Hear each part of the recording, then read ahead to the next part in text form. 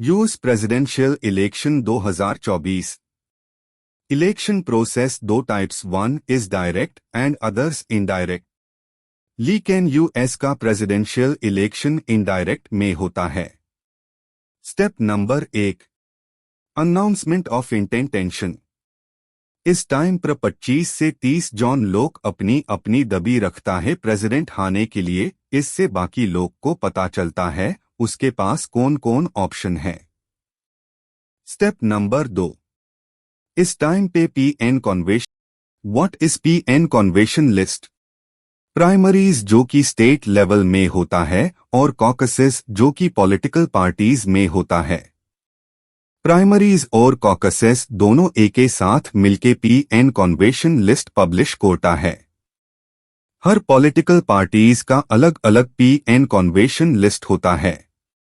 इस PN convention list से clear पता चलता है कौन सा पार्टीज से कौन लड़ेगा। Step number 3, election camping and presidential debates.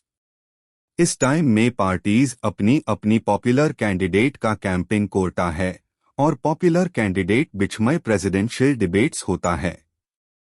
इस प्रेसिडेंशियल डिबेट्स कंडक्टेड करता है कमीशन ऑन प्रेसिडेंशियल डिबेट्स नामक एक नॉन प्रॉफिट कॉरपोरेशन 1987 में स्थापित होता है। इसमें दोनों पॉलिटिकल पार्टीज का अपना अपना आदमी है। डिबेट्स का टाइम ड्यूरेशन होता है 90 मिनट्स। डिबेट्स में कौन जीता और कौन हारा अब फैसला करता है judiciary.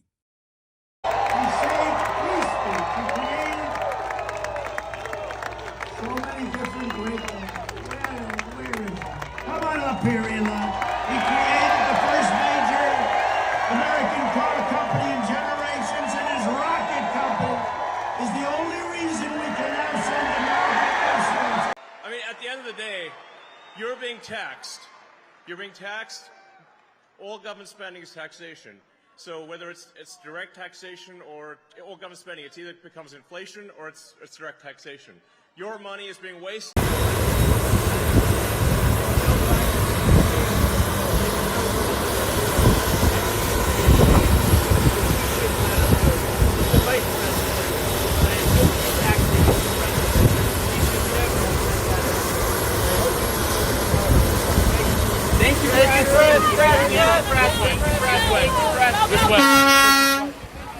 Kamala Harris. Is that good debate? She's a Marxist. Everybody knows she's a Marxist. Her father's a Marxist professor in economics, and he taught her well. I'm going to invite you to attend one of Donald Trump's rallies, because it's a really interesting thing to watch. And what you will also notice is that people start leaving his rallies early. What they have done to our country by allowing these millions and millions of people to come into our country, in Springfield, they're eating the dogs, the people that came in. So let's talk about what is important in this race. It is important that we move forward, that we turn the page on this same old tired rhetoric. I probably took a bullet to the head because of the things that they say about me. They talk about democracy. I'm a threat to democracy. Step number 4, election day. Election day को समझने से पहले हम America का basic political and government system को समझे। Red state और blue state को सेफ स्टेट बोलते हैं। रेड स्टेट इस स्टेट में रिपब्लिकन पार्टीज का ज्यादा समर्थक है, इसलिए स्टेट में ऑल इलेक्टोरल कॉलेज में जीत जाता है रिपब्लिकन्स पार्टीज। ब्लू स्टेट इस स्टेट में डेमोक्रेट्स पार्टीज का ज्यादा समर्थक है, इसलिए स्टेट में ऑल इलेक्टोरल कॉलेज में जीत जाता है डेमोक्रेट्स पार्टीज। पर्पल स्टेट इस स्टेट को स्विंग और बैटल ग्राउंड स्टेट बोलता है। पर्पल स्टेट में दोनों पॉलिटिकल पार्टीज का 100% समर्थक होता नहीं है, इसलिए सबसे ताकत के साथ पर्पल स्टेट में इलेक्शन कैंपिंग करते हैं हर पॉलिटिकल पार्टीज। सेफ स्टेट में इलेक्शन कैंपिंग कम करते हैं। Basic government system United states of America. United states of America में 3 ब्रांच है इंडिया की तरह। नंबर 1 लेजिस्लेचर, नंबर 2 एग्जीक्यूटिव और नंबर 3 जुडिशरी। अमेरिका में लेजिस्लेचर ब्रांच को कांग्रेस बोलता है, कांग्रेस में 2 हाउसेस है, इसलिए कांग्रेस को बाइकैमरल बोलता है। कांग्रेस में जो लोअर हाउसेस होता है उसको हाउस ऑफ रिप्रेजेंटेटिव्स बोलता है, जो कि इंडिया का लोकसभा की तरह। हाउस ऑफ रिप्रेजेंटेटिव का टोटल मेंबर्स 435, जो कि पॉपुलेशन हिसाब से डिवाइडेड कोर गाया 50 स्टेट्स में। कैलिफोर्निया स्टेट में total house of representative seat है 52, 6 स्टेट्स जहां पे only 1 house of representative seat है, जैसे कि Alaska, Delaware, north Dakota, south Dakota, Vermont and Wyoming. House of representative का कार्यकाल होता है 2 इयर्स। कांग्रेस का अपर हाउस को सेनेट बोलता है।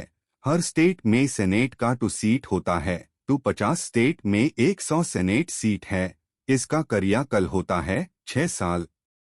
House of representatives and senate का 33% सीट हर 2 साल में इलेक्शन होता है। 1959 साल से पहले यूनाइटेड स्टेट ऑफ अमेरिका में 48 स्टेट था, लेकिन बाद में और 2 स्टेट ऐड होता है, अलास्का एंड हवाई। हवाई इज द 50 स्टेट। फिर आता है एग्जेक्यूटिव। एग्जेक्यूटिव में 2 इलेक्टोरल पर्सन होता है। Number 1 electoral person president of United State और number 2 electoral person vice president of United State. और दोनों का कार्यकाल होता है 4 साल। एक इंडिविजुअल पर्सन 2 टर्म्स की ये प्रेसिडेंट बन सकता है। अमेरिका में प्रेसिडेंशियल फॉर्म ऑफ गवर्नमेंट है और इंडिया में पार्लियामेंट्री फॉर्म ऑफ गवर्नमेंट है। इसलिए article 2 of the United states constitution तहत अमेरिका में president of the United state होता है, head of state and head of government, और प्रेसिडेंट के पास पावर होता है एग्जीक्यूटिव ब्रांच, फेडरल गवर्नमेंट और commander in chief of the United states armed forces. India में पार्लियामेंट्री फॉर्म ऑफ गवर्नमेंट है, इसलिए इंडिया में 2 हेड होता है, प्राइम मिनिस्टर और प्रेसिडेंट। लेकिन प्रेसिडेंट के पास अच्छा खास पावर होता नहीं है और प्राइम मिनिस्टर के पास एक्चुअली सारा एग्जीक्यूटिव पावर होता है। 2 इसलिए अमेरिका में प्रेसिडेंट हेड होता है और इंडिया में प्राइम मिनिस्टर हेड होता है। यूएस प्रेसिडेंशियल इलेक्शन डे पे इलेक्टोरल कॉलेज इतना ज्यादा इम्पोर्टेंस क्यों होता है? What is electoral college?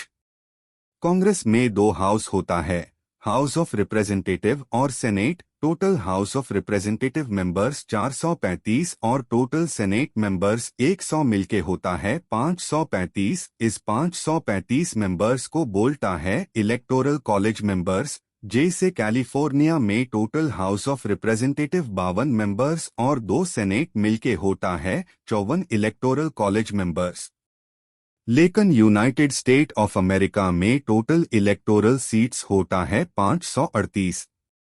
1961 में 23 संशोधन द्वारा डिस्ट्रिक्ट ऑफ कोलंबिया को बोलता है वॉशिंगटन डीसी, जो कि दिल्ली की तारी इंडिपेंडेंट स्टेट होता नहीं, तो 3 इलेक्टोरल कॉलेज सीट्स आता है वॉशिंगटन डीसी के तारा, तो टोटल इलेक्टोरल कॉलेज सीट होता है 538।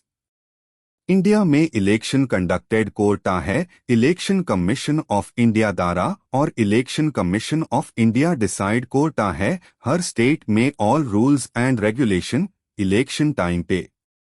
बट यूएस में हर स्टेट इंडिपेंडेंट होता है, हर स्टेट का अपना अपना सिटीजनशिप और संविधान और इलेक्शन रूल्स होता है। अब आता है विनर टेक ऑल रूल्स में। What is winner take all rules? Rules बहुत ज्यादा इम्पोर्टेंस होता है स्टेट। मैंने और नेब्रास्का स्टेट में विनर टेक्स रूल्स नहीं होता है। विनर टेक्स रूल्स होता है जैसा कि फॉर एग्जाम्पल 4 पार्टी है A, B, C, D और 100 सीट्स है, लेकिन पार्टी A को मिलता है पॉपुलर वोट 44% और B को 40%, C को 10% और D को 6%। इस हिसाब से पार्टी A को मिलना चाहे है 44 सीट्स और B को 40 सीट्स और C को 10 सीट्स और D को 6 सीट्स। लेकिन विनर टेक्स ऑल रूल्स हिसाब से ज्यादा पॉपुलर वोट मिलता है पार्टी A को, तो ऑल सीट मिलता है पार्टी A को पूरा 100 सीट्स। लेकिन लुइजियाना स्टेट में 2 राउंड सिस्टम या टॉप 2 रन ऑफ सिस्टम होता है, इस स्टेट में एक टाइम 50% ज्यादा वोट कोई वे पार्टी को नहीं मिलता है। 2 फर्स्ट राउंड का टॉप 2 पार्टी का और दोबारा वोट होगी। इसके बाद में विनर टेक रूल्स से डिसाइड होगी कौन सा पार्टी को ऑल सीट्स मिलेंगे। अब आता है real election for United state of America का प्रेसिडेंशियल इलेक्शन डे। दिसंबर महीने का जो मंडे 2 वेंसडे के बाद में आता है, इस मंडे सब इलेक्टोरल कॉलेज अपना अपना स्टेट कैपिटल में आता है फॉर प्रेसिडेंशियल वोट के लिए। लेकिन इस मंडे फेथलेस इलेक्टोरल कॉलेज पता चलता है। What is faithless electoral college? Faithless electoral college होता है इस मंडे जो इलेक्टोरल कॉलेज का मेंबर्स पहला इलेक्शन डे पे जिस पार्टी को वोट दिया था लेकिन इस बार अलग पार्टी को वोट देता है, इस मेंबर्स को बोलता है फेथलेस इलेक्टोरल कॉलेज। जेसी इंडिया में बोलता है डोल बदलू पार्टी।